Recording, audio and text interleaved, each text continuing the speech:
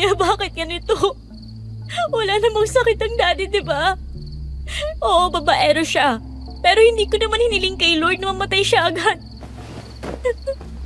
Iniwan na nga tayo ni Mami ng mga bata pa tayo. Tapos ang aga niya rin kinuha sa atin. Inatake siya, Anika. Hindi naman talaga natin masasabi ang buhay ng tao eh. Baka oras na talaga niya kaya ganyan. Wala naman na tayong ibang magagawa kundi tanggapin na lang din ang nangyari. Ang saklap. Maiiwan pa tayo sa bruha niyang kupit. Ang pangit na nga, masama pang ugali. Ang bunganga mo. Hindi naman ganyan ang tinuro ko sa'yo, di ba? Mas matanda pa rin siya sa atin. Kaya matuto ko pa rin rumispeto. Hanggat wala siyang ginagawang masama, huwag kang magsasalita ng kung ano-ano. Hindi, Kuya Fred. Hindi naman lahat ng nakatatanda dapat nirerespeto, no? Tsaka, pakiramdam ko talaga, hindi basta-basta ang pagkamatay ni Daddy. Malamang sa malamang, may ginawa yung babaeng hitad na yan na mukhang pera. Huwag kang mag-alala. Sisikapin kong alamin kung ano ba talaga ang totoo. Kung may kinalaman talaga siya, sisiguraduhin kong magbabayad at magsisisi siya. Huwag na lang muna tayong magbintang agad. Basta kapag nakasiguro tayo, I'll make sure she'll beg and cry. Matatakot siya para sa buhay niya.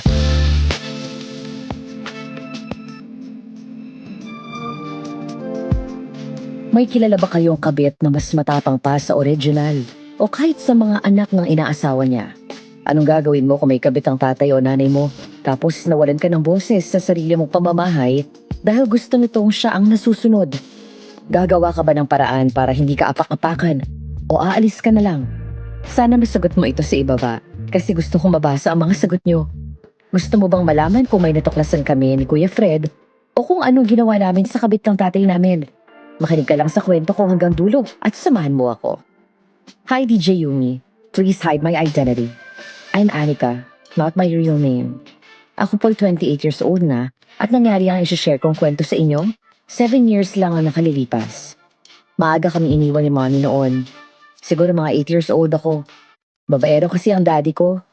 Oo, hardworking siya at magaling gumawa ng pera pero sadyang mahilig siya sa babae. Hanggang sa iwan na nga kami ni Mommy at para siyang nawalang parang bula. Hindi na namin alam kung nasan siya. Naipakilala niya sa amin ang bago niya, si Tita Martha. 17 years old naman ako noon at mula nang dumating siya sa buhay namin, mas nagkanda letse-letse na ang lahat. Lalo't at siya lang ang gustong pakinggan ng tatay namin. Nagbakasyon lang kami ni Kuya Fred nung 2 linggo sa US sa kapatid ni Daddy. Pero isang nakapanlulumong balita ang nakarating sa amin.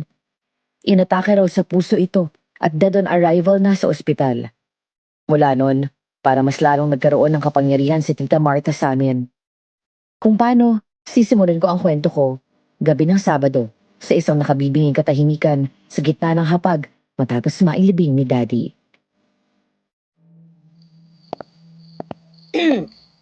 Ay, mula ng daddy nyo. I want you to know that I have rules. Sa oras na hindi rin nyo sundin, ayaw nyo naman sigurong maagang maibig sa pamamahay na to, ano? Rules? As far as I know, hindi naman po sa inyo tong bahay na to para kayong masunod. Like, duh. Kabit lang kayo ni Daddy, no? Tama ang kapatid ko, Tita Martha. Hindi dahil namatay ang daddy, you'll take over. Hindi na rin naman kami mga bata para bigyan mo pa ng mga rules na yan. Hindi ako kabit ng daddy nyo. Second wife siguro. Wala naman ang mami nyo. Wala na yung pakialam sa inyo ever since she left. Hindi na nga nagpaparamdam sa inyo na parang hindi niya kayo mga anak, di ba? At saka, ako ng guardian nyo ngayon. Guardian? I don't get it po, sorry. You're a mistress. Sa mata ng batas at ng Diyos, illegal ka. Kaya paano ka naman namin magiging guardian ni Kuya? Oh, please, wag nyo na akong pahirapan. Kung nakakaya niyong maging sutil sa harap ng daddy nyo noon pagdating sa akin, ngayon hindi nyo na pwedeng gawin sa akin yan. Fred, even your dad doesn't trust you enough sa pangangalaga ng kumpanya ninyo. Kaya sa akin niya muna gustong ipamanage. You're still young. Hindi mo pa kaya at yun din ang nakikita ko. Kaya hanggat hindi nyo pa kayang tumayo sa sarili nyong mga paa at hindi nyo pa kayang mga buto ninyo, kailangan yung sumunod sa lahat ng gusto ko. Kahit against the will namin? Sa ayaw at sa gusto ninyo, Anika, You don't have any choice. Kung gusto nyo, edi magpakuha kayo sa mga kamag-anak ninyo sa ibang bansa. Pero wala kayong makukuha. Sa akin iniwan ni Alfredo lahat, pati pangangalaga sa inyo. And how is that possible? Parang hindi naman yata tama yan. Oo nga. Siguro ginayuma mo si daddy, no? Oh God! Hindi ko kailangang gayumahin ng daddy nyo. At patay na patay sa akin ang isang yon. You know, kusay niya lang ginagawa ang lahat para sa akin. Hindi ko alam kung bakit. Siguro, kasi sobrang ganda ko. Mas maganda pa sa mami nyo. No way! Kahit iniwanan kami nun, mas chararat ka pa rin. Anika, tama na. Sige na, Tita Martha. Ilatag mo yung mga rules na sinasabi mo. Pero hindi ibig sabihin na susundin ka namin agad gaya ng gusto mo. Kung may hindi maganda sa sasabihin mo, aapila kami. Dahil hindi naman magbabagong tingin namin sa iyo. Nakirida ka pa rin kahit sa'yo kami naiwan ngayon. Manhid na ako sa kahit anong sinasabi ninyo. Hindi na ako nasasaktan sa mga ganyan. Natiis ko na lahat. Umarte pa talaga. Sabihin mo na nga lang, tita, na matapos na rin yung kahibangan mo. Gusto ko na rin matulog at masyadong naging mahabang araw ko. Okay.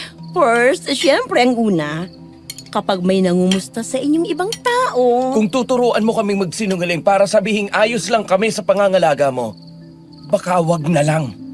Gusto mo bang pag-aralan ang pagpapatakbo ng mga negosyo ng daddy mo? Kung oo, you need to learn from me, kaya kailangan mo akong pakisamahan. Huwag mo akong pinuputol sa mga sinasabi ko. Sobrang haba naman ng dramang to. Wag na lang kaya. O kaya, i-message mo na lang sa amin. Wag lang ngayong gabi o bukas ng umaga. Dahil ayoko makabasa ng walang kwenta at nakakabwisit na LSM mo pagkagising ko. Ang babastos nyo talagang mga bata kayo. Palibhasa hindi kayo natutukan sa paglaki ninyo.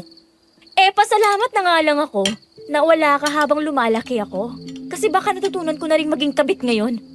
Bukas na lang yung mga patakaran mo. Wag mo nang dagdagan ng pagod at stress ngayong araw. Ako rin. Gusto ko nang magpahinga. Busog na rin ako. Aakyat na ako sa kwarto ko. Magsibalik kayo sa hapag. Alfredo! Ano ba naman itong mga anak mo? Bakit iniwan mo sila sa akin ng ganito kaaga? Maaga akong tatandaan nito. Mukha ka na ngang matandang tsararat. Hindi ko matandaan kung nagkaroon na ba ng pagkakataong nakasundo namin ni Kuya Fred si Tita Martha. Simula pa lang kasi nung ipakilala siya sa amin ni Daddy, never naman siya naging mabait, DJ Yumi. Kumbaga, hindi yata uso sa kanya ang magpakitang tao o maging plastic, lalo na't anak kami ni Daddy. Hindi rin naman naging problema sa akin yun dahil hindi ko rin naman gustuhin magpanggap na gusto ko siya. Mas lalong lumayo ang loob ko sa daddy ko dahil sa kanya. Umaakto pa siyang parang legal na asawa. Basta ang alam ko lang nun, kahit nandun na siya sa buhay namin, marami pang ibang babae ang daddy. Ang nakakagulat pa, nakirama yung iba. Siguro 2 babae rin ang nagpakilala na girlfriend niya. Yung isa, may anak pa siya ron kaya nagkaroon pa tuloy kami ng kapatid sa labas ni Kuya Fred. Dahil sa labis na inis sa madrasta, hindi ako nakatulog agad. Umupo ako sa balkonahe. Tinitingala ang napakalaking buwan. Hanggang sa hindi ko na malayang, nasa likod ko na pala ang kasambahay namin si Ate Roxy. Ay, pusang gala. Ate Roxy naman eh. Bakit bigla-bigla ka naman yatang sumusulpot? Gabi na. Bakit gising ka pa? Ikaw nga dapat kong tanungin yan eh. Bakit gising ka pa? Sabi mo kanina pagod ka. Eh kasi naman ate, nakakainis si Tita Martha. Masyado siyang nagmamagaling. If I know, pera lang naman talagang habol niya kay daddy eh. Tapos ngayon, gusto niya susundin namin siya? Eh kabit lang naman siya. Sabihin mo nga ate, tama naman kami ni Kuya Fred, 'di ba? Tama lang naman na ipaglaban namin ang karapatan namin dito sa bahay. Oo naman.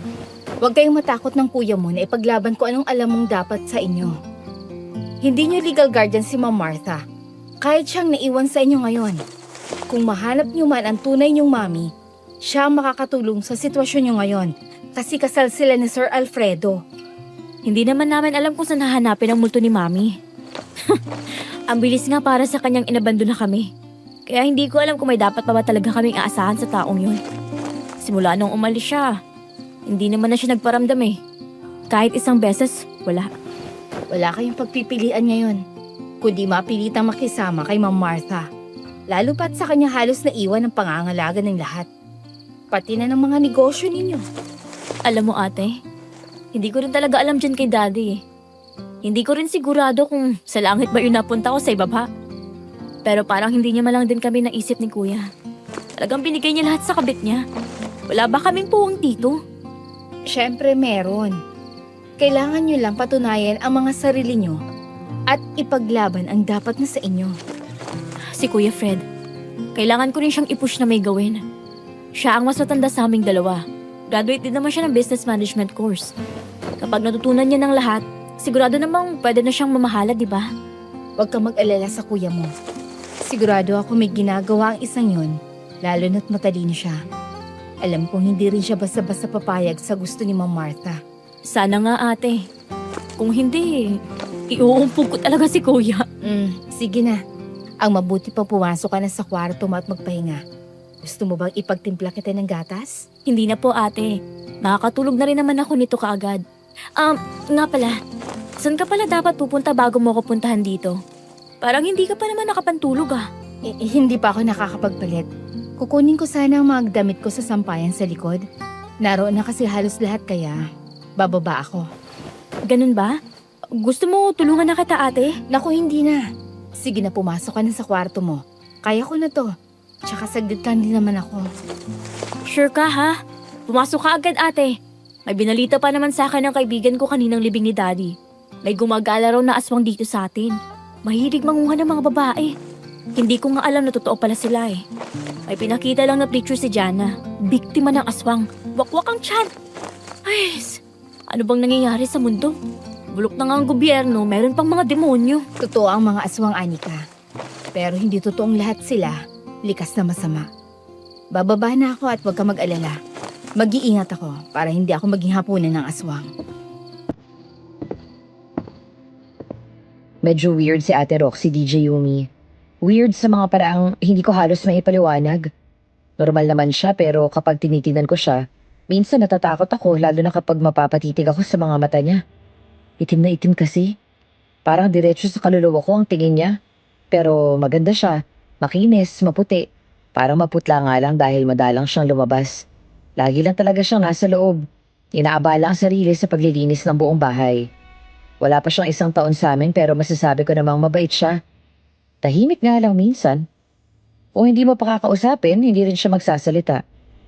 Isa sa mga gusto ko sa kanya yung mahaba niyang buhok na lagpas puwetan. Diretsyong diretso at itim na itim, kahit na hindi naman daw niya pinapatreatment. Kapag minsan hindi ko makausap si Kuya Fred, sa kanya ako lumalapit. Kahit sobrang tipid niya lang din talagang sumabot minsan. Noong mga panahong yun, hindi naman talaga ako okay. Pinipilit ko lang talaga maging matatag pero yung isip ko, ginugulo ng maraming bagay. Tulad na lang ng, naging masama ba kaming mga anak ni Kuya para gano'n ang iparanas sa aming dalawa? Kaka-21 ko pa lang noon. Bata pa rin ang tingin sa akin ng iba pero di ko pinigilan ng sarili kong mag-inom hanggang sa malasing ako. Para sa akin yun ang coping mechanism ko para makalimot. Sabi kasi nila kapag uminom ka, makakalimutan mo ang lahat ng problema mo. Pero nung makauwi ako, napatunayan kong parang hindi naman. Lalo na nang makita ako ni Tita Martha sa ganong kalagayan.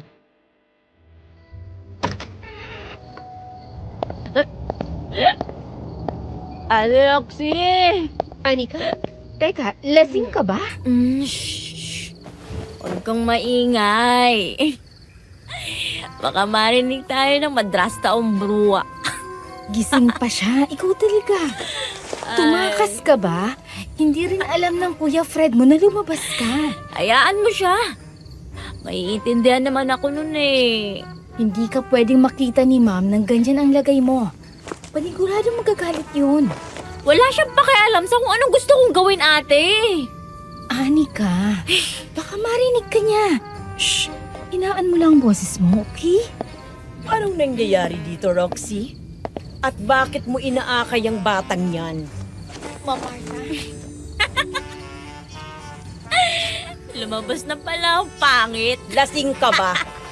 Sinong nagbigay sa'yo ng permisong umalis nang hindi malang nagpapaalam sa akin? At talagang uminom ka pa? So? Ano naman ngayon sa'yo? Talaga bang hindi ka makikinig sa mga sinasabi ko, ha? No! Never! Over my dead body, Tita Martha. Mukha kang pera. Pinerahan mo lang ang daddy ko. Baka nga ikaw pang dahilan kung bakit siya namatay eh. He's healthy. Bakit bigla na lang siya mawawala sa amin? You probably did something kaya siya inatake. Shh! Anika, tama na. Are you accusing me? Bakit? Mali ba ako? You killed my dad. Para sa'yo mapunta ang lahat ng dapat sa amin. Mapagsamantala ka! Bastos!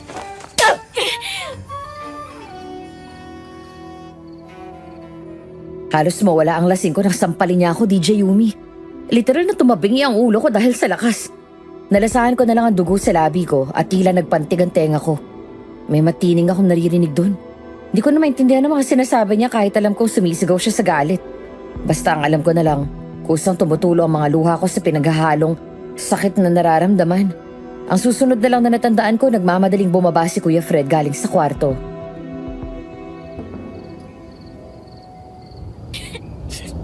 What the hell is happening here? Sinampal mo ang kapatid ko? Kuya, hindi ko alam kung anong problema niya. Bigla niya na lang ako sinampal. Nasaktan yata siya sa sinabi ko, pera lang naman ang habol niya kay Daddy. Pero inakusahan niya kung ako raw ang dahilan kung bakit namatay ang ama ninyo. Hindi ko magagawa kay Alfredo ang bagay na yon. Mahal ko siya. Tita, hindi naman po tamang pagbuhatan niyo ng kamay ang kapatid ko. Sabihin na nating nagkamali siya. Pero hindi naman yata dapat ganito ang gawin niyo para lang maipakitang mali ang sinabi niya. Binabastos niya na ako. At kung yan ang kinakailangan gawin para magtanda ang kapatid mong yan, uulit-ulitin kong gawin. Hindi ba't sinabi ko naman sa inyo, ako na ang masusunod sa bahay na to? Kung ayaw niyong sumunod sa mga patakaran ko, eh di lumayas na lang kayo. Tita, hindi po namin kayo kalaban dito. Dapat nga maging magkakampi tayo lalo na ngayon. Pero sana naman, huwag niyo kaming tratuhin na parang wala kaming karapatan sa sarili naming bahay. Karapatan?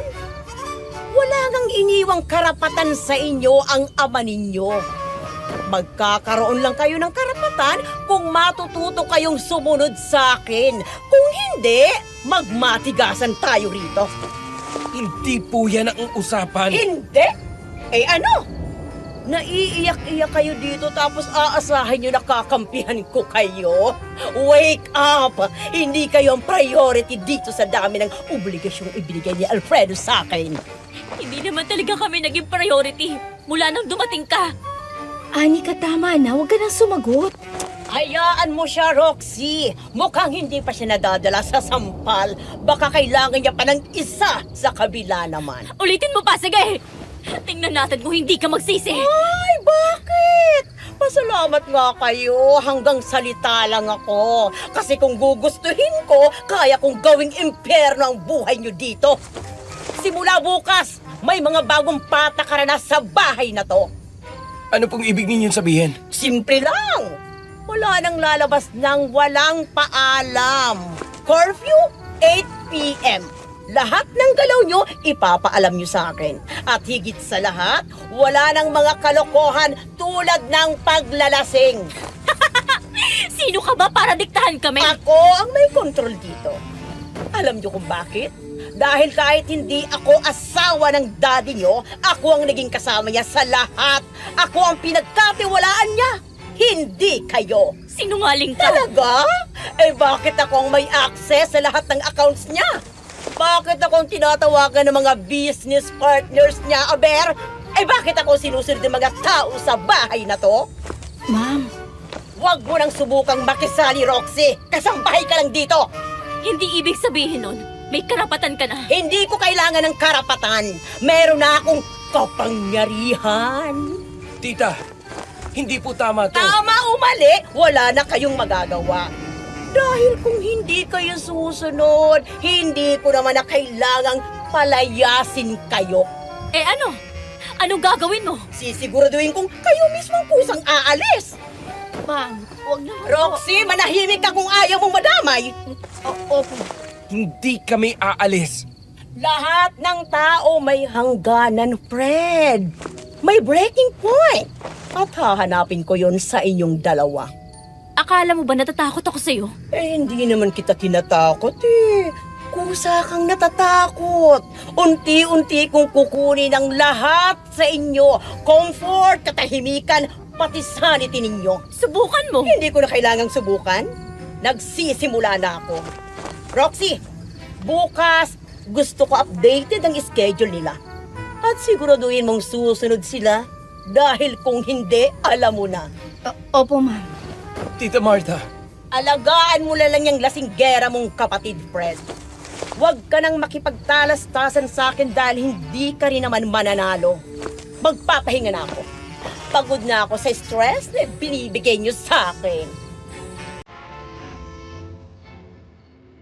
Wala nang sinabi pa si kuya nung umakit na ulit si Tita Martha papunta sa kwarto niya. Ramdam ko pa rin ang sakit ng sampal niya sa akin at nang lumingon sa akin si Kuya Fred, magkahalo ang nakita kong emosyon sa kanyang muka. Pag-aalala na may halong dismaya sa ginawa kong pag-iinom nang di man lang nagpaalam sa kanya.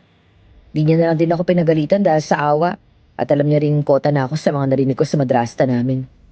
Simula nung gabing yun, mas lalo ako nagkaroon ng galit kay Tita Martha. Ayokong kinakawawa niya kami sa sarili naming poder. At kung gagawa siya ng paraan para kusa kaming umalis, gusto kong ganun din ang gawin sa kanya. Ang una siyang mapaalis dahil karapatan namin magstay sa bahay na yon. Hindi ko hahayaang batasin niya kami sa sarili naming pamamahay gayong hindi naman siya nagpakananay o tumayo bilang pangalawang ina namin ni Kuya. Nix, gising ka na ba? Pasok, kuya. Eto malamig na tubig. Baka may hangover ka. Wala naman masyado, kuya. Mas masakit pa rin ang nararamdaman ko sa dibdib ko. Pati na yung ginawa ni Martha. Tita Martha, Anika. Ano ba, kuya? Gumising ka nga! Huwag mo sabihin magsusunod-sunuran ka lang sa kanya. Hindi naman tama ang ginagawa niya. Narinig mo rin naman siguro yung sinabi niya kagabi, di ba? Gagawa siya ng paraan para tayo na mismo ang kusang umalis dito sa bahay. Sa tingin mo ba tama yun? Sa tingin mo rin ba hahayaan ko yung mangyari? Eh bakit parang wala ka rin namang ginagawa? Mas may karapatan tayo rito sa bahay kaysa sa kanya. Hindi natin siya pwedeng hayaan na apak-apakan niya lang tayo. Wala tayong ibang kakampi rito. Sino bang nagsabi sa'yo na wala akong ginagawa? I'm busy. Hinahayaan ko siyang isipin na wala akong ginagawang kahit ano. Sumusunod ako sa kanya sa office. But I'm also collecting evidences against her. In that way, makakakita tayo ng buta sa kanya at baka may mahanap pa tayong pwedeng ikaso. Gusto ko siyang mapaalis dito sa bahay, kuya. This is our house. Hindi niya to pagmamay-ari para manduhan niya tayo. Just trust me, Nix. May ginagawa ako. May ginagawa ang kuya, okay? Kailangan mo lang magtiwala sa akin.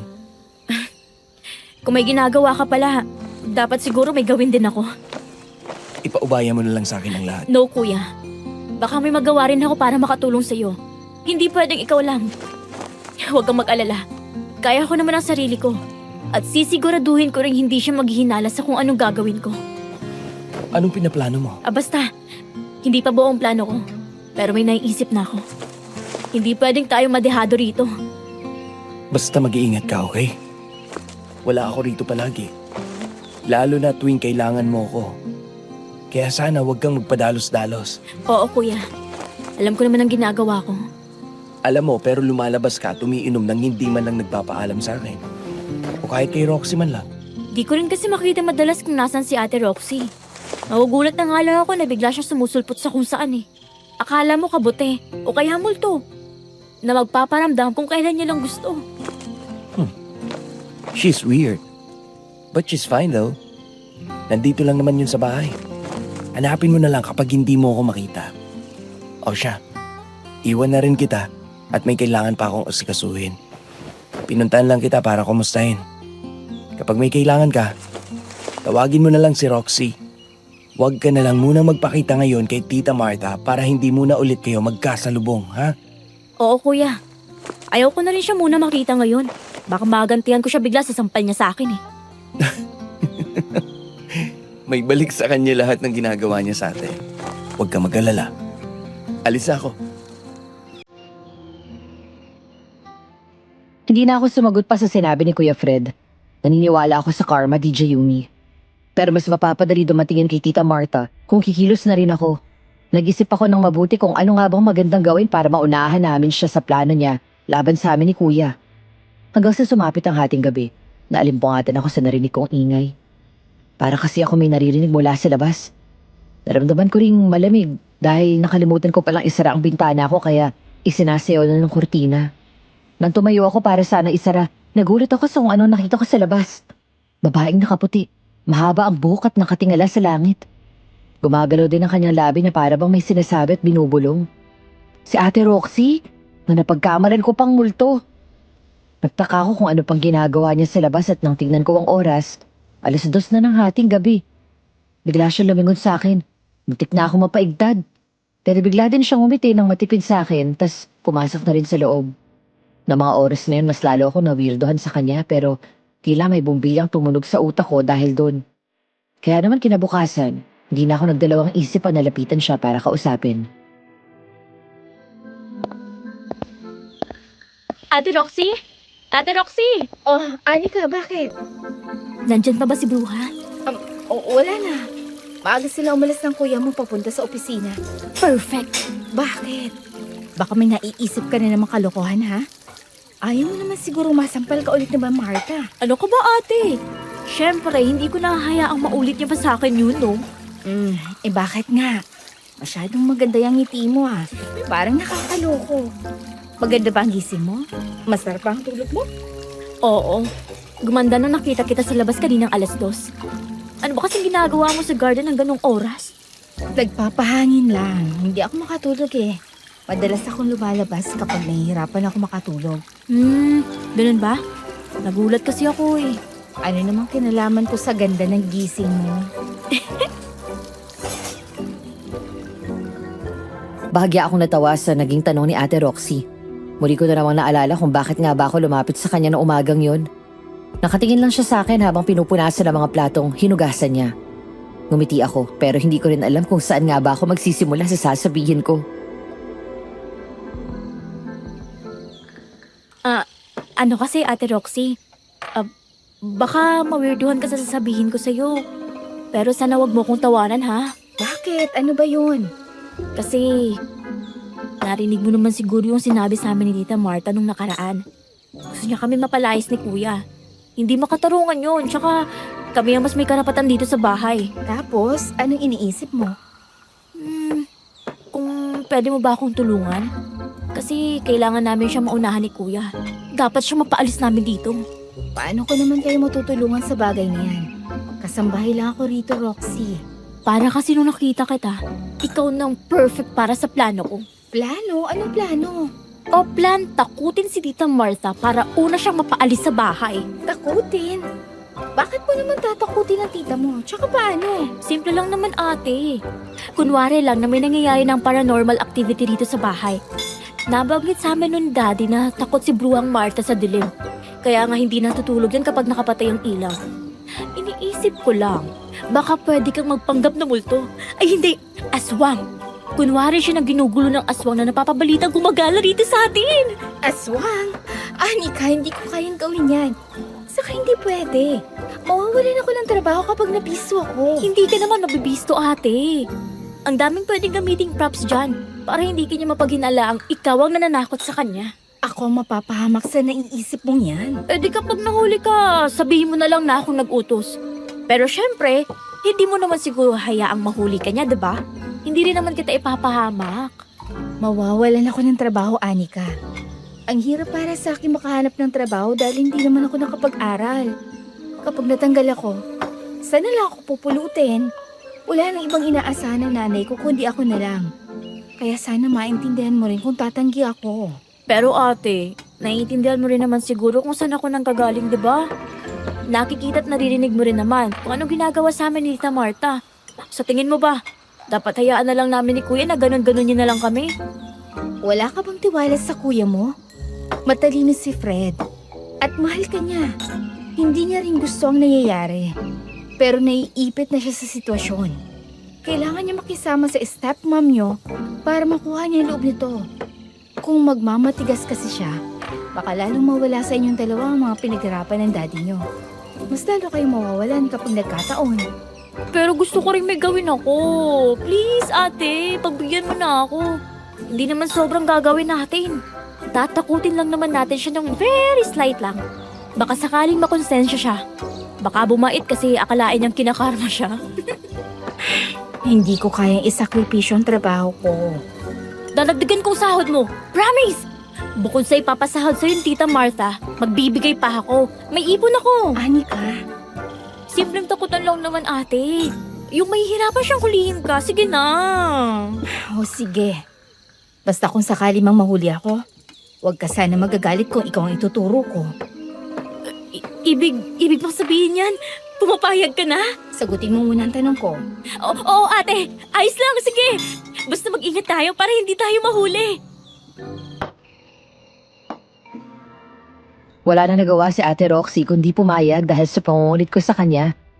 Hindi rin naman kasi talaga ako titigil hanggat hindi ko siya napapa-oo. Kita ko ang kaba sa mga mata niya pero nanaigang kagustuhan kong gantihan ng madrasta naming akala mo kung sinong reyna sa bahay. Buong hapon kaming nagkulong sa kwarto para pag-usapan ang bawat detalye ng aming plan takutin si Bruja. Habang wala pa ang mga kasama namin sa bahay at walang ibang nakaririnig sa amin kundi kami lang. Habang ako excited na sa magiging reaksyon ni Tita Martha. Si Ate Roxy naman panay ang buntong hininga. Tila tinitimbang kung tama ba ang pinapasok niya. Pero sabi ko nga sa kanya, wala siyang dapat ikatakot dahil ako ang bahala sa lahat. Ate, ganitong gagawin natin. Hating gabi, kapag tulog na si Kuya Fred at himbing na rin ang Bruja, dahan-dahan kang papasok sa kwarto niya. Sigurado ka na ba talaga rito, Anika? Paano kung magising siya agad? Baka mapatay ako sa takot noon o kaya bigla akong barilin. Hindi yan. Tulog mantika yun kapag uminom ng wine bago matulog. Isuot mo tong puting dress na nakita ko sa cabinet ko. Tapos, yan, lugay mo lang ng ganyan yung mahaba mong buhok. Takpan mo ng bahagya ang mukha mo. Pagbubukha talaga ako, Multuri. Yun nga ang point, ate. O kaya aswang level. Gagamitin natin ang hagdan sa labas. Itatapat natin sa bintana ng kwarto niya para doon ka dadaan. Para bago pa siya mag-hysterical ng tuluyan at lumabas ng kwarto, nawala ka na kapag sinubukan ulit niyang i-check ka. Sana lang hindi ako mahulog pagbaba o kamamadali. At sana hindi rin tumalaman ng kuya mo. Mapapagalitan tayong pareho noon. Huwag kang mag-alala kay Kuya Fred. Akong bahalang mag-distract sa kanya kung sakaling magising siya. Basta, once na makita ka na niya at sumigaw siya, baba ka agad sa bintana, ha? Dumating ang hating gabing pinakahihintay ko. Hawak ni Ate Roxy ang lahat ng duplicate na susi ng mga pinto sa mansyon. Dahan-dahan kaming kumilos para mga magnanakaw sa sarili naming bahay. Inihanda ko na ang hagdan sa likurang bahagi ng balcony ni Tita Martha habang si Ate Roxy ay dahan-dahang pumasok. Ako naman naiwan sa labas ng hallway. Nagtatago sa likod ng isang malaking vase para masaksihan o marinig ang mga mangyayari. Maya-maya pa ang nakabibinging katahimikan ay napunit ng isang malakas na sigaw. Ay, multo! Demonyo! Demonyo! Aswang! May aswang sa kwarto ko! Tulong! Yes! Effective! Nix, anong nangyari? Tita Martha! Kuya? Bakit sumisigaw si tita? Ha? Hindi ko nga rin alam eh. Kalalabas ko lang para sana tingnan din siya. Bigla siyang sumigaw. May nakita yata siya sa kwarto niya. Nakakatakot naman. Fred! May babae sa loob na kaputi, mahaba ang buhok at may pangil. Gusto niya akong kainin.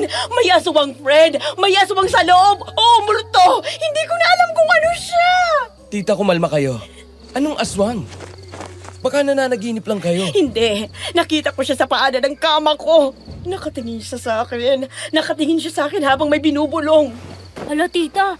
Baka naman minumuto na kayo dahil sa mga ginagawa niyo sa amin. Anika, tumigil ka muna. Halika, tita. Titingnan natin sa loob kung totoong meron nga. Wala namang tao rito, tita. Sarado rin ang bintana ninyo, oh. Pero... Nakalak pa. Pero nandito siya kanina lang. Sigurado ako. Nakita ko ang mga mata niyang itim na itim. Baka pagod lang yan, tita. O baka naman, totoo nga, chismis na may aswang dito. Pero bakit kayo lang nakakita? Wala namang kahit sino rito, eh. Baka guni-gunin nyo lang yun. Dahil sa stress. Matulog na lang ulit tayo. Napakamot na lang si Kuya Fred habang si Tita Marta ay nanginginig pa rin sa takot. Habang nakatalikod sila, pasimple akong sumilip sa bintana at alam kong wala na doon si Ate Roxy. Tagumpay ang unang gabi ng aming plano.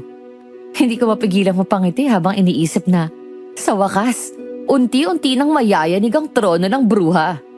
Pansin na pansin ko ang panginginig pa ng mga kamay ni Tita Marta habang humahawak sa tasa ng kape kinabukasan. Yun ang klase ng kaba na nagbibigay na sa akin ng kakaibang satisfaction, DJ Yumi. Pero hindi pa rin ako nakontento. Gusto ko, yung matatakot siya na halos isipin niyang mamamatay na siya.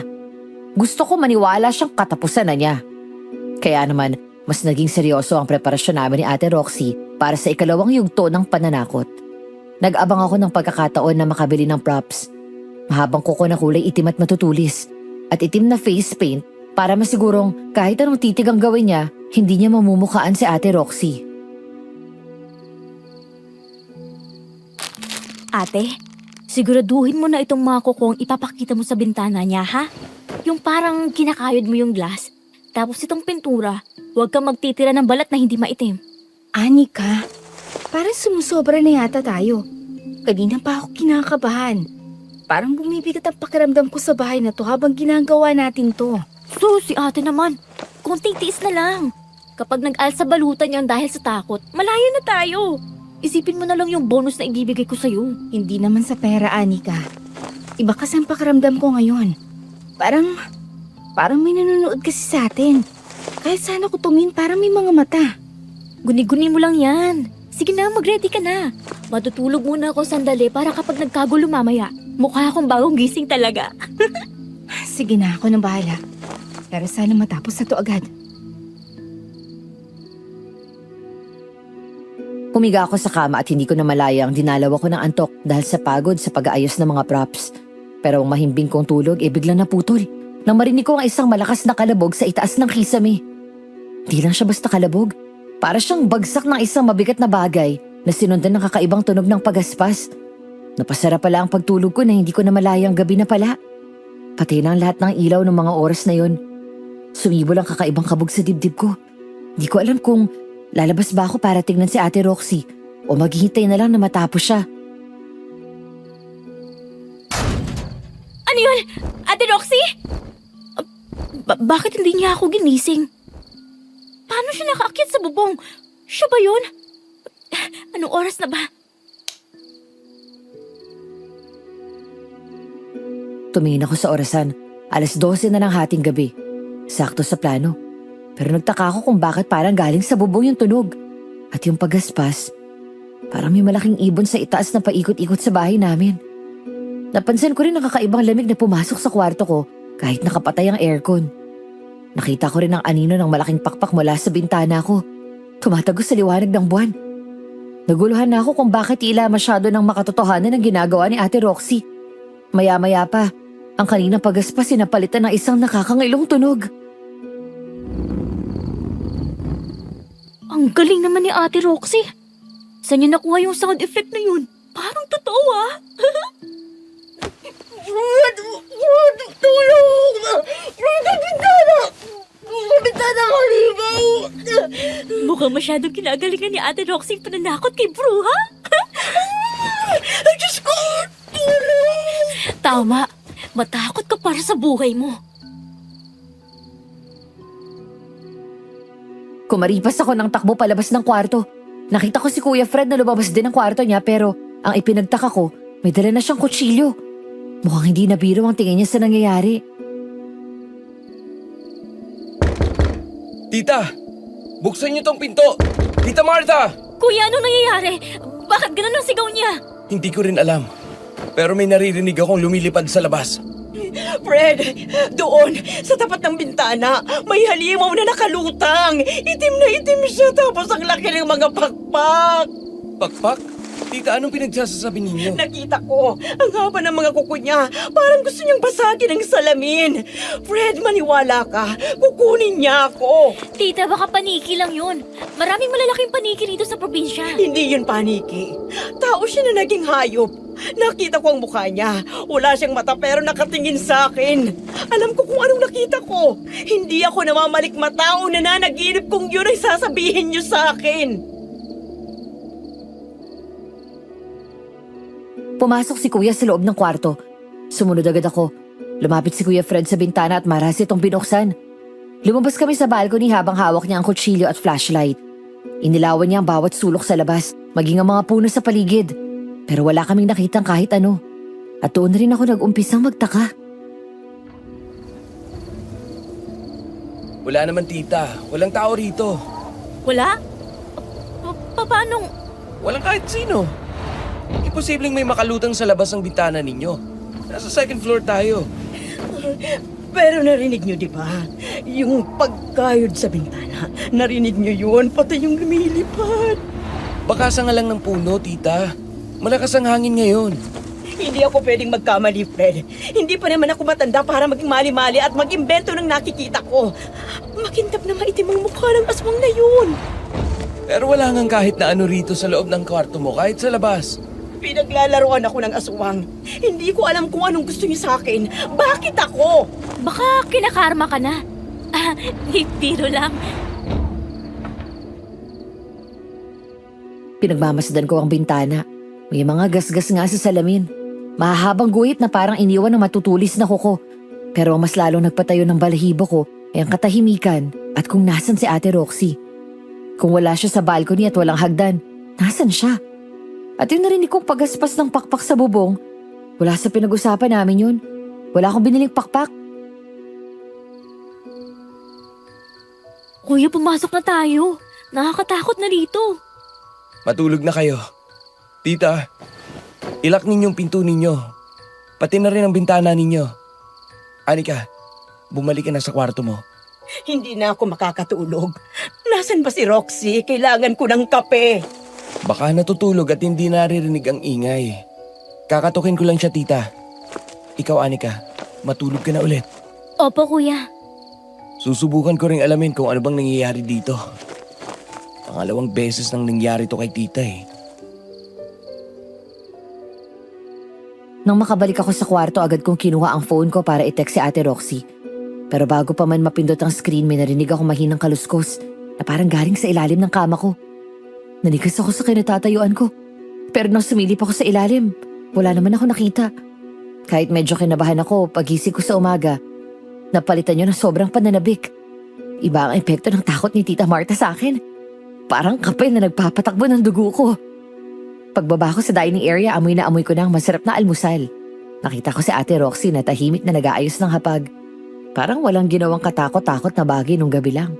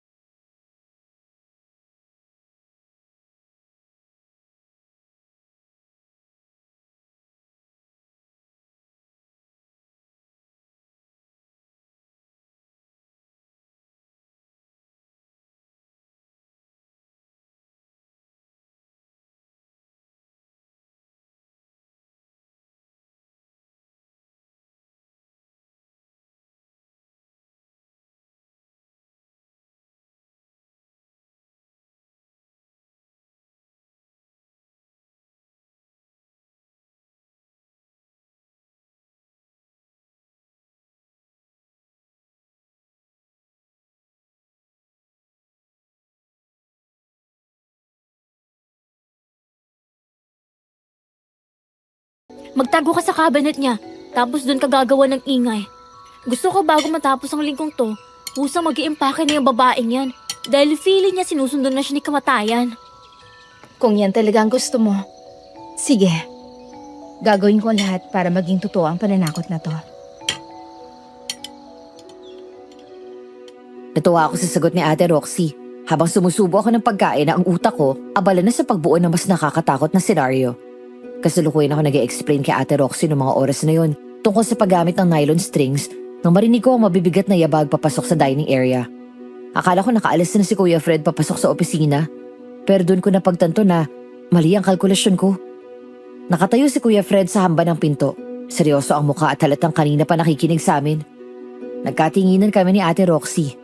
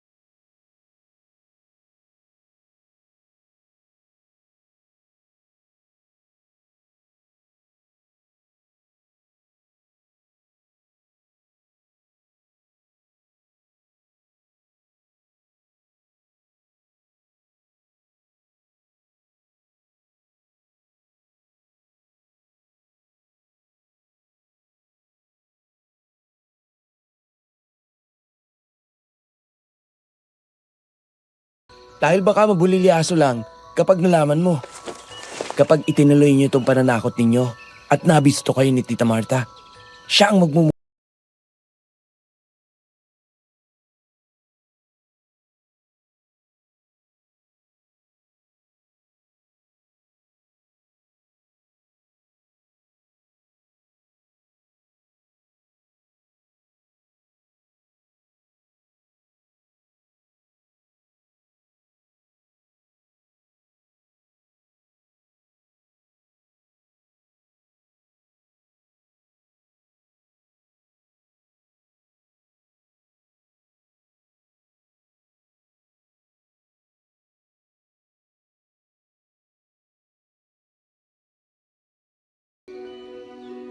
Wala akong nagawa kundi ang tumahimik at sumunod.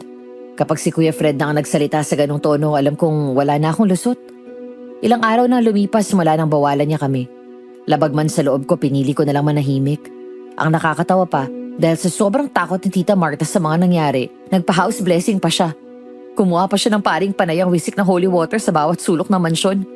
Pati na sa mga gamit naming, hindi naman sa kanya. Nakakatawang tingnan ng bruha na panay ang luhod at krus. Akala mo naman banal? Pero ang nakakapagtaka, tila naging maamong tupa siya pagkatapos nun. Di na niya ako masyadong pinapagalitan. At kung minsan pa nga inaanyayahan niya akong sumabay sa almusal na para kaming isang normal na pamilya. Nakita mo na, Nix? Sabi ko sa'yo eh, kapag nanahimik ka at sumunod, magiging maayos din ang lahat. Look at Tita Martha. She's trying to reach out now. Ewan ko sa'yo, kuya. Baka strategy lang yan para hindi natin siya maisahan. O baka naman natatakot lang siya talagang kainin ng aswang sa pagtulog niya. Hayaan mo na. Ang mahalaga, walang gulo sa bahay.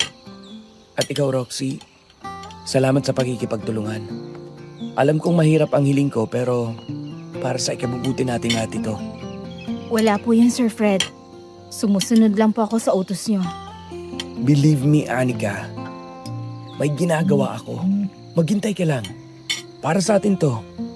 May nangyayari. Oo na, sige na. Kahit sinasabi ni Kuya Fred na bumubuti na ang lahat, hindi ako mapalagay. May mga gabing nagigising ako dahil sa kakaibang amoy sa paligid. Amoy ng nabubulok na karne na tila nagmumula sa mga siwang ng dingding. Minsan naman parang may naririnig akong mahinang kaluskos sa bintana. Pero kapag tinitinan ko, wala naman tao. Ang alam ko, tumigil na kami, pero bakit parang may nananakot pa rin? Isang hapon hindi ko na natiis at hinarap ko si Ate Roxy habang naglilinis siya ng sala. Ate Roxy, aminin mo nga sa akin. Sigurado ka bang tumigil ka na talaga? Di ba pinagsabihan na tayo ni Kuya? Bakit parang may nangyayari pa rin kakaiba rito sa bahay kapag gabi? Anong ibig mong sabihin, Anika? Yung mga kaluskos sa gabi. At yung amoy ate. Amoy patay na hayop minsan sa hallway. Akala ko ba sabi ni Kuya Fred itigil na natin yung pananakot? Bakit parang mas lumala? Anika, maniwala ka. Wala na akong ginagawa.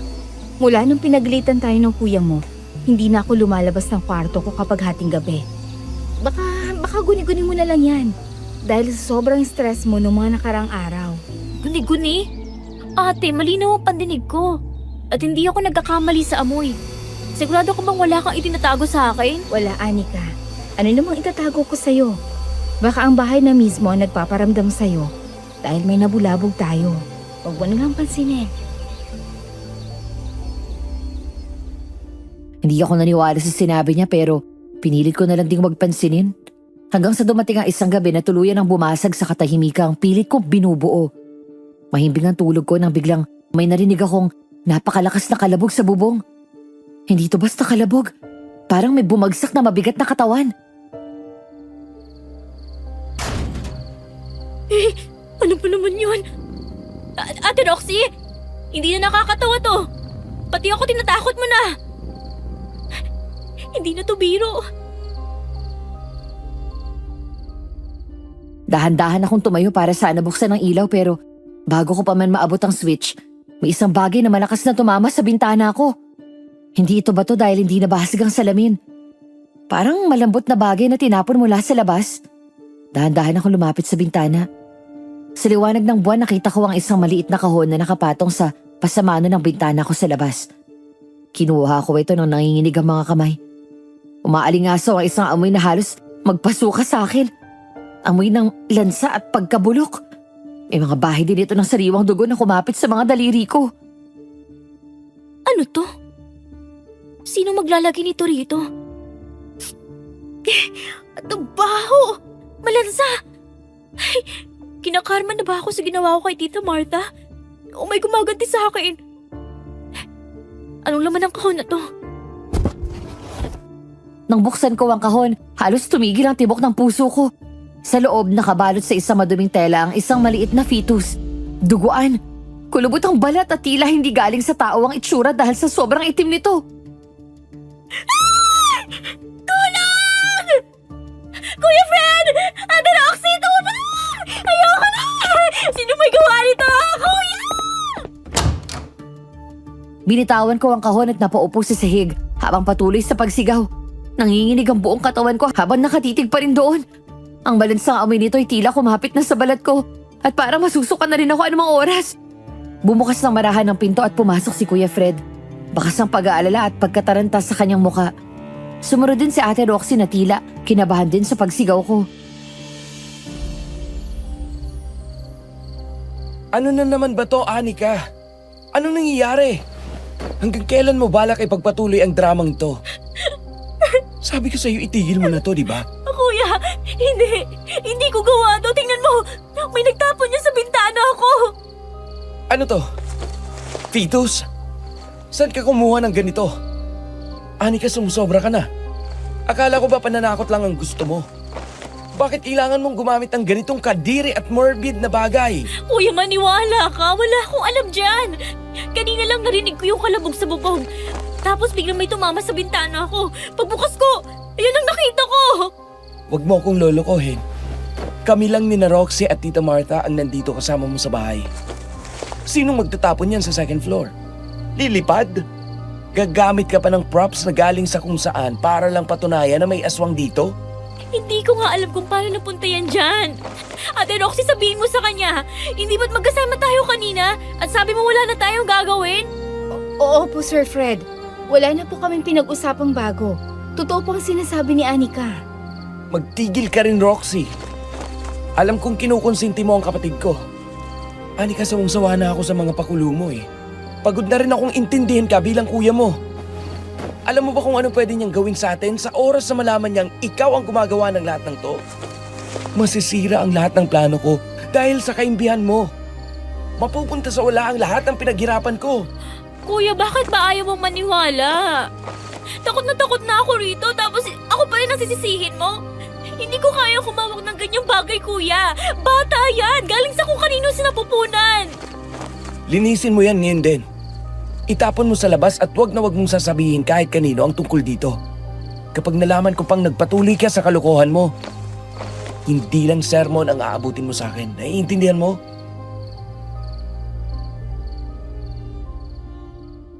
Nagtatalo pa rin kami ni Kuya Fred nang hindi namin mapansin ang dahan-dahang pagbukas ng pinto. Doon nakatayo si Tita Marta. Namumula ang muka at may hawak na baso ng alak. Sa sobrang takot niya nito mga nakaraang araw, idinaan na lang niya lagi sa pag-inom ang lahat. Pero ang takot na yun ay biglang napalitan ng puot nang marinig niya ang huling sinabi ni Kuya Fred tungkol sa kalokohan ko at sa props na fetus. Kagagawan mo lang palang lahat ng yon. Alam mo bang halos mabaliw na ako sa takot? Yun pala, kayong dalawa lang may gawa ng lahat? Mga hayop kayo! Tita Marta, lumabas muna kayo. Nakainom kayo. Hindi tayo makakapag-usap ng maayos. Anong hindi maayos? Pinagmukha niyo akong tanga! Para akong baliw na sigaw ng sigaw kasi akala ko papatayin na ako ng halimaw. Pinaglaruan niyo ang buhay ko. Ikaw na bata ka, wala kang utang na loob! Bitawan mo ako!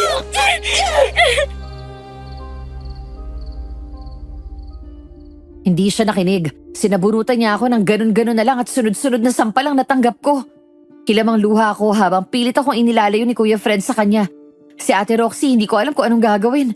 Kung pipigilan niya ba ang galit na galit ko madrasta na pilit talaga akong hinahablot.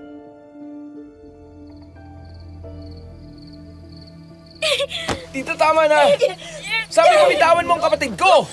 Hindi ako titigil hanggat hindi ko nadudurog ang pagmumukha ng batang ito. At ikaw, Roxy, kasabot ka rin. Palalayasin ko kayong lahat dito. Wala ka ng trabaho ngayon din. Huwag mong saktan ang kapatid ko! Kulang pang ginawa ko sa ginawa mo sa buhay namin ni Kuya. Para kami nakakulong sa sarili naming pamamahay. At wala kaming karapatang gumalaw kung hindi mo sasabihin. Pero ako pa rin ang dahilan kung bakit kumakain kayo ng masasarap hanggang ngayon. Pinapalamon ko pa rin kayo. Pero hindi yun dahilan para saktan mo ang kapatid ko! Binasag ni Tita Marta ang hawak niya wine glass sa gilid ng mesa. Ang matutulis na bubog nito ay tinutok niya sa akin. Kita ko ang dilim sa kanyang mga mata. Balak niya talaga akong saktan ng malala. O mukhang gusto niya talaga akong patayin ng mga oras na yun. Kumarang agad si Kuya Fred sa akin na parang handa siyang saluhin ang pananakit ng madrasta namin. Huwag lang ako masaktan ulit. Gusto mo ng takutan, di ba? Ngayon, matakot ka dahil papatayin kita! Kuya! Tita, ibaba mo yan! Huwag mong susubukan! Sakit ka talaga sa ulo simulat sa pool, Anika. Ang layo ng ugali ninyo ng kuya mo! Please, tita. Baka madaan pa sa pakiusap to. Hindi, Fred. Manahimik ka! Doon na nangyari ang bagay na hindi ko malilimutan. Unti-unting humaba ang mga kuko ni Ate Roxy. Itim, matutulis, at tunay na buto ang lumalabas. Ang kanyang mukha ay nangulubot at lumitaw ang nagtutulis sa mga pangil mula sa kanyang labi. Ang kanyang mga mata na dati ay maamo, naging itim na parang uling na nagbabaga. Bitiwan mo siya. Kung ayaw mong ikaw masaktan ko. Bitawan mo ako, Roxy! Sino ka ba para pigilan ako? Katulong ka lang! Baka kapag nalaman mo kung ano talaga ako, tumigil ka! Hindi ako natatakot sa'yo! Subukan mong saktan si Anika! At ipapakita ko sa'yo ang tunay na kinatatakutan mo! Kakainin ko ang puso mo! Bago mo pa man maisaksak sa kanila yung hawak mo! Aswang! Totoong aswang! Tulong! Tulong! Ate Roxy! Diyos ko! Roxy, ano to? Gusto kong lumayo sa kung ano ako noon. Kinalimutan ko kung ano ako. Pero kapag ginalaw niyo ang taong nagparamdam ng pagmamalasakit sa akin, at hindi ako tinuring na weirdo, tulad ng iba, hindi ko na kaya magpanggap ang normal na tao! Ipagtatanggol ko si Anika palagi! Parang awa mo na. Huwag mo akong kakainin. Lubayan mo na ang pang-aalipusta sa magkapatid, Ma'am Martha. Bago pa magbago ang isip ko, at hindi nila pananakot ang gawin ko sa'yo! Mabilis na gumapang palabas ng kwarto si Tita Martha habang sumisigaw ng tulong. Naiwan kaming tatlo sa loob. Ang hangin ay naging mabigat at nangamoy malansa. Katulad ng amoy ng fetus sa kahon. Tinignan ko si Ate Roxy. Ang mga kuko niya ay dahan-dahang bumabalik sa normal pero ang katotohanan ay malinaw na sa amin. Ang kasambahay na kinuha ko para magpanggap na aswang ay totoo pala at hindi basta nagpapanggap lang. Ate Roxy, totoo ba to? Pasensya na, Anika. Kinailangan kong ipakita kung ano ako para matakot siya at hindi kanya saktan. Pero paano? Paanong totoong aswang ka? Ganito na ako noon pa. Hindi ako normal. Halimaw ako, Anika. Ngayong alam niyo na. Ngayong nakita niyo na ang totoo. Hindi na ako pwedeng manatili pa rito. Ate Roxy, saan ka pupunta? Kahit saan. Malayo sa inyo. Malayo sa mansyong ito. Gusto ko lang naman ng tahimik na buhay, Anika. Akala ko sapat na magpanggap. Nakatulong para makapagtago sa kung ano talaga ako. Pero hindi ko pala kayang kontrolin ang lahat. Lalo na kung nakikita ko kayong sinasaktan ni Ma'am Martha. Napalapit na ako sa inyo magkapatid. Hindi ko kayang panuuri na lang kayo. Roxy, sandali. Hindi ka pwedeng umalis. Bakit, Sir Fred? Tatawag ba kayo ng pulis? O baka gusto niyo akong ipahuli sa mga tao sa labas? Para mapatay nila ako? Naiintindihan ko. Halimaw ako sa paningin niyo. Hindi yun ang nasa isip ko. Nakita ko kung paano mo ipinagtanggol ang kapatid ko. Kung masama kang nilalang, hinayaan mo na lang nasaksakin siya ni Tita Martha. Pero hindi mo ginawa.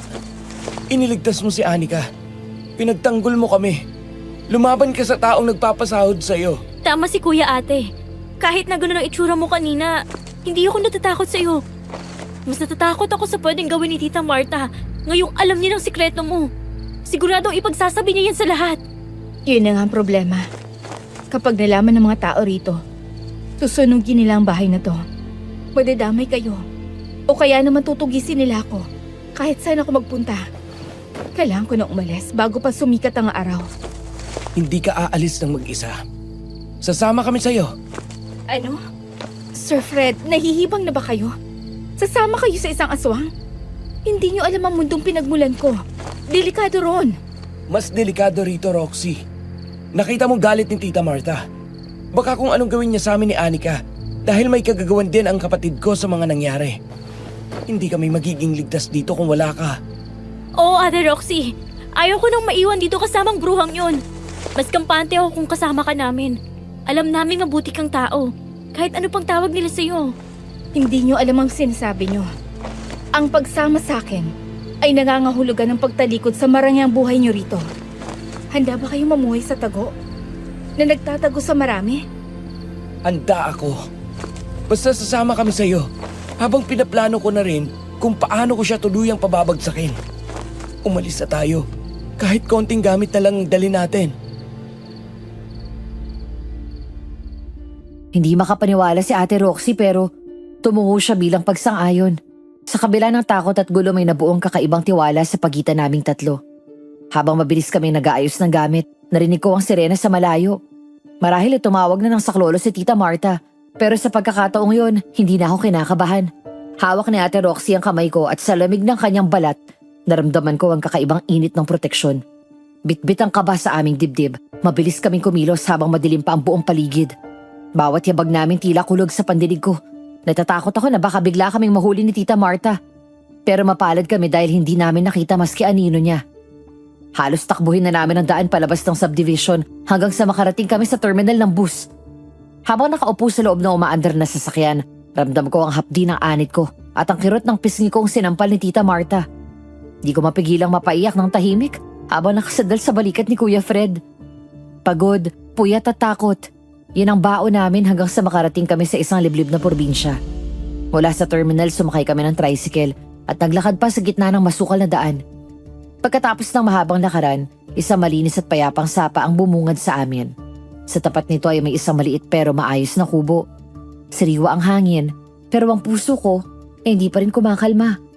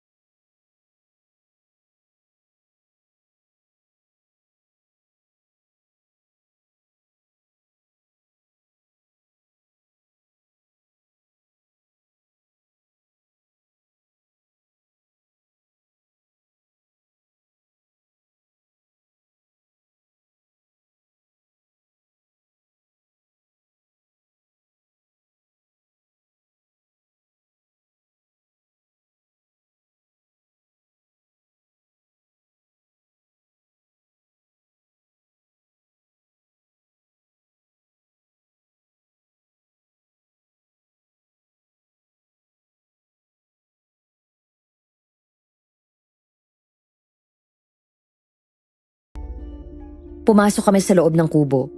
Simple lang ang gamit dito, puro kawayan at kahoy. Pero ramdam mo ang bigat ng tensyon sa hangin. Pinaupo kami ni Nanay Guadalupe at binigyan ng tubig.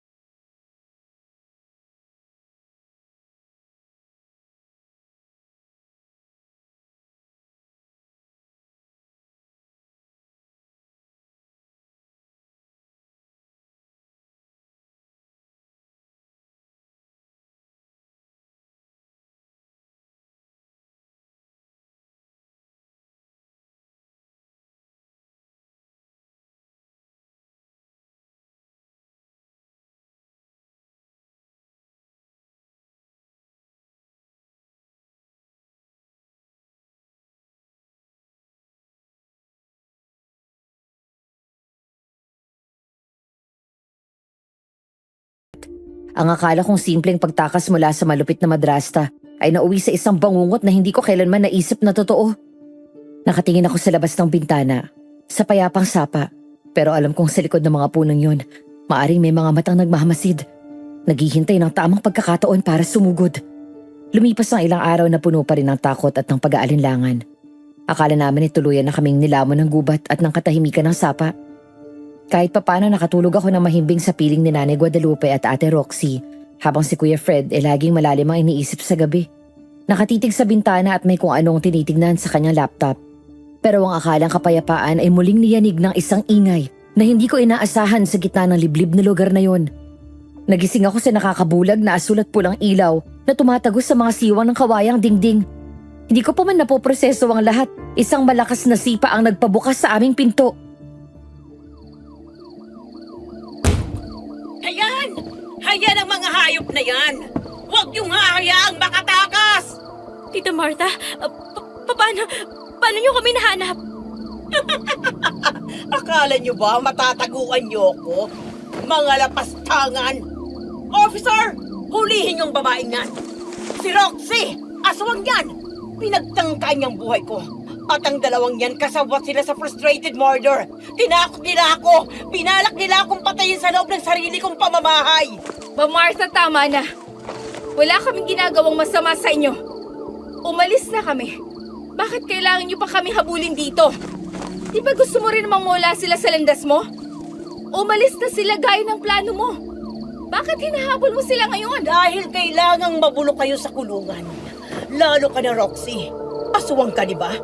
Tinakot mo rin akong sasaktan mo ko. Ang isang halimaw na kagaya mo ay dapat na sinusunog ng buhay. Paano niyo kami natuntun sa lugar na to? Halos walang nakakalam ng daan patungo rito ah. Oh, darling. Hindi ako boba.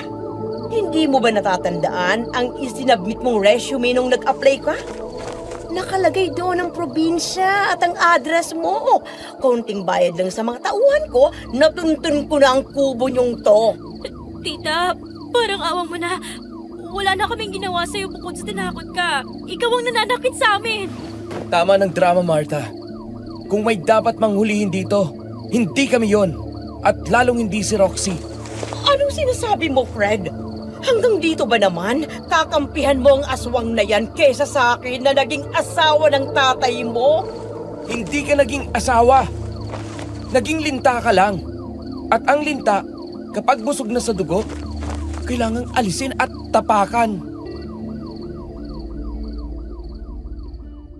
Nagulat ako nang buksan ni Kuya Fred ang kanyang bagahe. May inilabas siyang makapal na folder at isang maliit na vial. Ang mukha ni Kuya ay walang bahid ng takot. Tila ba matagal na niya hinihintay ang sandaling yon para magkaharap-harap kami at malaman na ang buong katotohanan. Officer, bago niyo kami pusasan, pakitingnan muna ang mga ebidensyang ito. Ito ang medical records ni Daddy bago siya mamatay. At ito naman ang laboratory result ng mga gamot na ipinapainom ni Martha sa kanya araw-araw. Ano? Anong pinagsasasabi mo? Vitamins lang yan! Vitamins?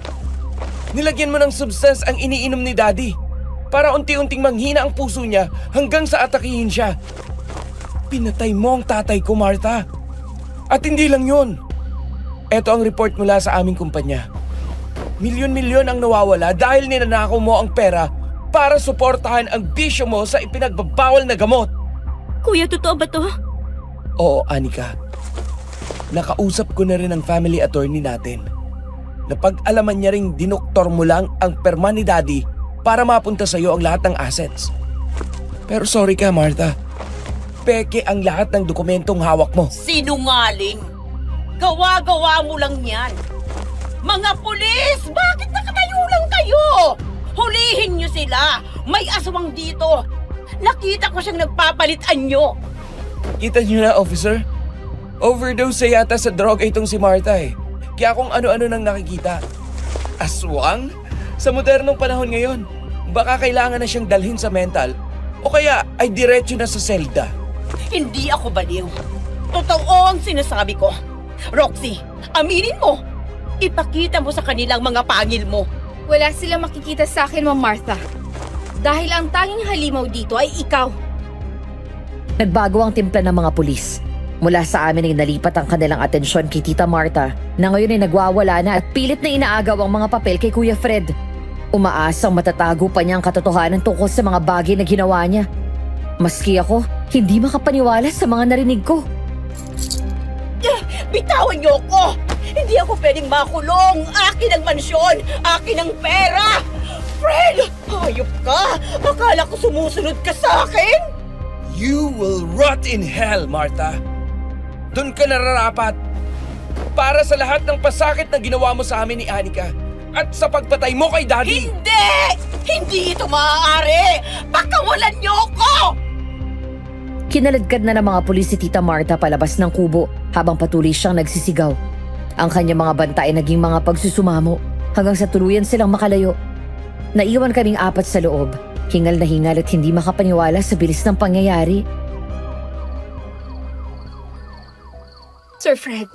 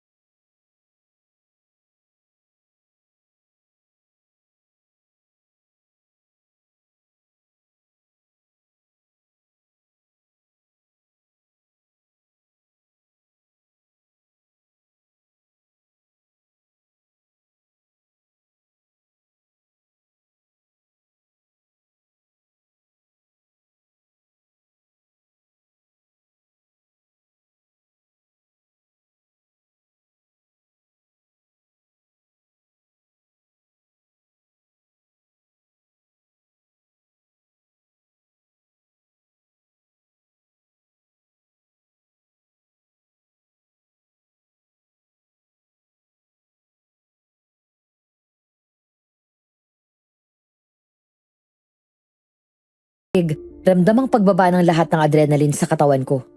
Nung gabing yon sa gitna ng kadiliman ng probinsya, nakamit namin ang hustisyang matagal na naming hinahangad. Pero alam ko, gaya ng sinabi ni Kuya, hindi pa tapos ang laban. Matapos ang gabi ng kaguluhang yon, pansamantalang bumalik ang katahimikan sa paligid ng sapa. Nakikipag-ugnayan si Kuya Fred sa mga otoridad at sa aming abogado sa pamamagitan lamang ng tawag sa telepono. Ayaw muna niyang bumalik kami sa Maynila hanggat hindi nasisigurong ligtas ang bawat sulok ng aming mansyon mula sa impluwensya ni Tita Marta pati na rin ng aswang. Gusto naming makahinga. Gusto naming lasapin ang hanging probinsya na malayo sa polusyon ng galit at inggit. Pero sa aming paghahanap ng kapayapaan, tila nakalimutan namin na ang batas ng tao ay walang saysay sa batas ng dilim. Nakalimutan namin ang banta ni Ricardo. Madaling araw na at mahimbing na sana ang aming tulog nang biglang tumahimik ang paligid. Kahit ang mga kuliglig ay tila natakot gumawa ng ingay. Ramdam ko ang kakaibang bigat sa hangin. Yung pakiramdam na parang may nakadagan sa dibdib mo kahit wala ka namang sakit. Kuya Fred, narinig mo ba yun? Shh! Anika, huwag ka maingay. Roxy, Nay, gising. Nararamdaman ko siya. Ay, nako. Masyado siyang mabilis. Mukhang hanggang dito ay natuntun niya na rin tayo. Bago pa kami makakilos, isang dambuhalang puwersa ang bumagsak mula sa itaas. Dahil gawa lang sa dayami at kawayan ng bubong ng kanilang kubo, madali itong nawasak.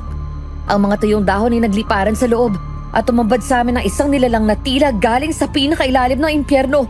Hindi ko makakalimutan ang itsura niya. Isang dambuhalang lalaki na may balat na kasing itim ng uling at kasing gaspang ng balat ng buaya. Ang kanyang mga mata ay nagbabaga sa pula. Tila may apoy sa loob. Pero ang pinaka nakakatakot ay ang kanyang mga pakpak. Malalaking pakpak ng paniki na may mga matatalim na bahagi sa dulo. Ang amoy niya ay amoy bulok na karne at malansang dugo. Ricardo! Huwag mo silang idadamay dito. Ako ang kailangan mo, di ba? Pwes ako lang harapin mo! Lapastangan! Pinasyang mo ang aking apo! Kaya ganun din ang gagawin ko sa mga taong malapit sa'yo. Kasama ang mga tao na iyong pinuprotektahan. Lahat kayo ay magiging bahagi ng aking tiging ngayong gabi! Parang awa mo na, Ricardo. Matagal na kaming lumayo. Hayaan mo na kami. Walang makakatakas sa utang na dugo, Guadalupe. Ang iyong anak ay nakatakda para sa aming lahi. At kinuha niya ang buhay na hindi sa kanya. Hindi mo sila makukuha. Tao man kami, pero lalaban kami sa'yo. Sir Fred, dito lang kayo sa likod namin. Anika, sa likod ka ni nanay. Agad kaming pinatago ni Ate Roxy sa likod nilang mag-ina. Nakatayo sila ng matikas. Ang kanilang mga anyo ay nagsisimula na ring magbago. Ang kanilang mga kuko ay humahaba at ang kanilang mga mata nag-iiba ng kulay. Kahit na natatakot ako, nakita ko ang tapang sa kanila. Si Ricardo, ang pinuno ng mga aswang, ay nakatitig sa amin ng may mapanuyang ngiti. Handang lamunin ang huling pag-asa na meron kami. Naliliyab sa galit ang mga mata niya habang nakatitig sa amin. Ang kanyang dambuhalang anyo ay tila mas lalong lumalaki sa loob ng nasisirang kubo. Ramdam ko ang pag-init ng paligid mula sa nagbabagang galit na nagmumula sa kanya. Hindi ko na magawang huminga sa tindi ng takot. Ang bawat pagaspas ng kanyang malalaking pakpak ay nagpapakawala ng hanging amoy bulok na karne. Hindi niyo ako mapagtataguan habang buhay. Ang dugo ng aking apo ay nagsusumigaw ng hustisya. At ngayong gabi, ang inyong mga ulo ang iaalay ko sa kanyang puntod. Subukan mo, Ricardo. Hindi na ako natatakot sa'yo. Kung nagawa kong patayin ang apo mo, kaya ko rin gawin yun sa'yo. Lalabanan kita hanggang sa uling patak ng dugo ko para protektahan ang mga tao ito! Ricardo, itinigil mo na ang galit mo. Tapos na ang lahat. Kasalanan naman ni Giovanni ang nangyari sa kanya. Ipinagtanggol lang ng anak ko ang sarili niya. Walang katapusan ang galit ng ating lahi. Alam mo yan. At kung hindi ko kayo makukuha ng buo, sisimulan ko sa pinakamahina. Bago pa makakilos ang sino man sa amin, mabilis na sumugod si Ricardo. Naramdaman ko ang isang malakas at magaspang na kamay na humablot sa aking braso. Sa isang iglap na iangat ako mula sa lupa. Akmang ililipad pa itaas palabas ng nawasak na bubong. Napasigaw ako sa tindi ng sakit at takot. Ang kanyang mga kuko ay bumaon sa aking balat at ang kislap ng galit sa kanyang mga mata ang huli ko nakita bago ako tuluyang maiangat. Kuya! Ate Roxy! Tulong! Anika! Hayop ka! Bitiwan mong kapatid ko! Hindi mo siya makukuha sa amin, Ricardo! Hindi! Pakawalan mo ang bata, Ricardo! Nagawa ni Ate Roxy na sunggaban ng magkabilang paa ni Ricardo habang nasa ere pa kami. Ginamit niya ang buong bigat ng kanyang katawan para hilahin kami pababa. Nagpumiglas si Ricardo. Pilit akong inililipad pa itaas habang sinusubukang sipain palayo si Ate Roxy. Pero hindi bumitaw ang aking tagapagligtas. Ang kanyang mga kuko ay bumuo ng malalim sa makapal na balat ng aswang. Let's Itawan mo ako, Dardo! Hindi! Kung kinakailangan putulin ang lahat sa'yo, hindi ka na makalis dito! Huwag nyo nang subukang lumabang pa sa akin! Ibalik mo sa amin ang bata! Nakita ni Nanay Guadalupe ang pagkakataon para mabitawan ako ng aswang. Gamit ang isang matalim na taga, buong puwersa niyang inihampas ito sa binti ni Ricardo na sinusubukang sipain si Ate Roxy. Isang malalim na sugat ang bumukas. Naglalabas ng itim at malapot na dugo. Sa tindi ng sakit, binitawan ako ni Ricardo. Bumagsak ako sa sahig ng kubo. Hingal na hingal at nanginginig ang buong katawan habang mabilis akong hinihila ni Kuya Fred sa gilid. Matapos niya akong bitawan, nagsimula ang isang maaksyong paglalaban sa pagitan ng mag-ina at si Ricardo. Si Ate Roxy at Nanay Guadalupe ay nakikipagpalitan ng mga kalmot at hampas ng taga laban sa dambuhalang aswang. Ang kubo ay tila nawasak sa tindi ng kanilang sagupaan. Ang mga poste ay gumuho at ang kagabitan ay nagliparan sa paligid. Kahit na mas malaki si Ricardo, hindi nagpatalo ang mag-ina. Ginamit nila ang kanilang bilis at pagkakaisa para saktan ang pinuno ng mga aswang. Kuya, paano sila? Matatalo mo nila yan? Masyadong malakas si Ricardo! Hindi ko alam, Anika. Pero kailangan natin gumawa ng paraan para matulungan sila. Hindi natin sila pwedeng hayaang mapahamak dahil sa atin. Ano bang pwede natin gawin? Tao lang tayo! Saglit lang. Ang bag ko. May dala ko. Ano yan? Kuya, ano gagawin mo sa bag? Eto. Dala ko to mula sa Maynila. Hindi ko alam kung gagana to sa kanila pero kailangang subukan. Baril, kuya sigurado ka ba? Baka mas lalo lang siya magalit. Wala tayong ibang pagpipilian, Anika. Dito ka lang. Huwag kang susugod. Dito ka lang sa alam mong ligtas ka. Inasinta ni Kuya Fred ang baril kay Ricardo habang kasalukuyang sinusubukan nitong sakalin si Ate Roxy. Tumama ang mga bala sa likod at balikat ni Ricardo. Kahit hindi na siya tuluyang napatay, ang tindi ng impact ay nagdulot ng gulat at sakit sa aswang. Binitawan niya si Ate Roxy at unti-unting lumingon sa aming direksyon. Ang kanyang mga mata ay mas lalong naging pula sa galit nang makita niya ang baril sa kamay ni Kuya Fred. Ang lakas naman ng loob mong saktan ako. Hindi ka ba natatakot para sa buhay mo? Bitiwan mo sila! Umalis ka na rito bago ko tuluyang ubusin ng bala sa'yo! Sa tingin mo ba ay matatalo ko gamit ang laruang yan?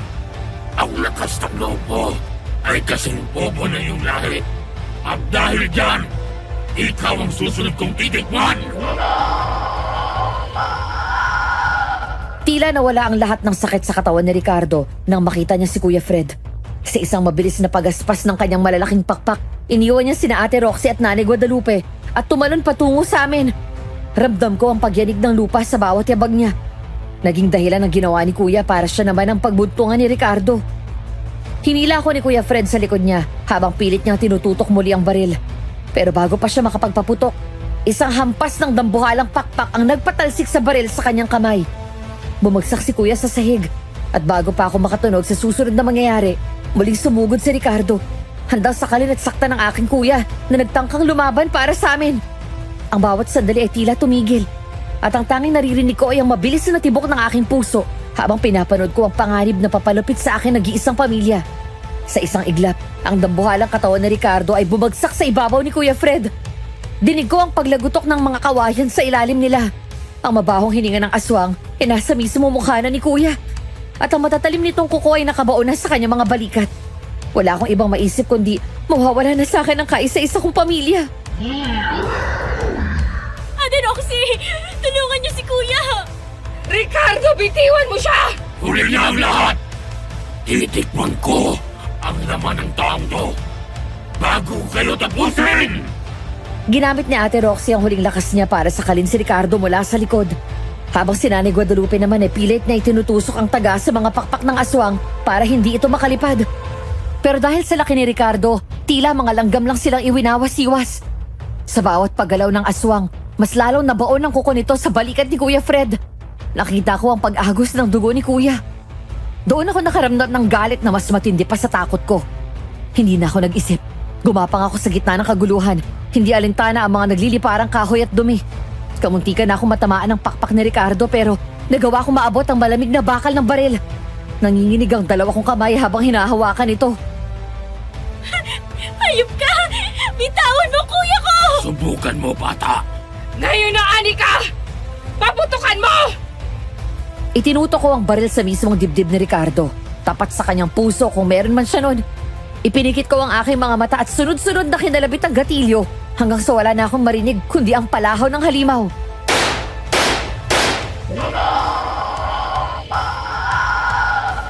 Tila tumigil ang pag-ikot ng mundo ko.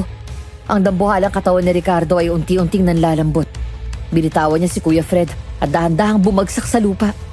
Isang malakas na kalabog ang yumanig sa buong kubo. Ang apoy sa kanyang mga mata ay unti-unting namatay, kasabay ng kanyang huling hininga na naglabas ng maitim na usok.